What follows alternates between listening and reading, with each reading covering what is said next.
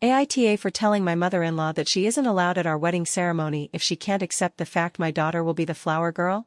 I, 25F, am marrying my high school sweetheart, 26M. We decided to finally tie the knot after nearly 7 years of dating. I truly love him, and thankfully get along with most of his family. Except for his mum. She is continuously nagging at me for not giving her a grandson. I know this may be harmless, however my fiancé has repeatedly told her that she already has a grandchild. My baby girl, 5, she's my best friend's daughter. They sadly passed away. She was my godchild, so it only felt right that I should take her in and bring her up in a way I knew her mother, my best friend, would want. Recently, we have begun getting bridesmaid dresses, etc. We both decided to make our newly found daughter a flower girl. She loves flowers, and this seemed like the perfect opportunity to help her feel like we take her as our own. At a recent family gathering, my fiancé's mother has non-stop been horrible to my baby girl, let's call her Ellie, saying things like, "I simply don't understand why an adopted child should take the place of a true blood," which simply made my blood boil, along with the many other comments she made.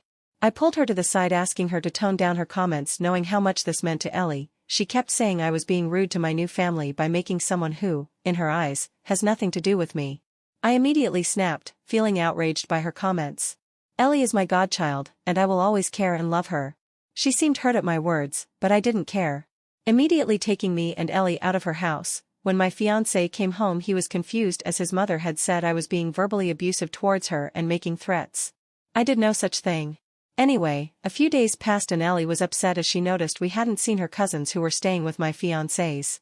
Shoving all my anger up my ass, I finally decided to try to apologize and head to her house once more. All was fine until I heard a horrid scream. Rushing up the stairs, I saw Ellie crying whilst my fiancé's mum was standing screaming at her while holding her teddy which her mother made. They are inseparable and I know how much that means. It's a struggle to even wash the teddy, and I immediately snapped once more at her. She stood embarrassed as the whole family had gathered. She then gained confidence, saying she was upset that I had chosen fake blood over real blood. I think you can choose family, and a friend can be better. Real family, then your own. I was upset watching Ellie crying as my husband grabbed the toy, taking her away from the heated situation.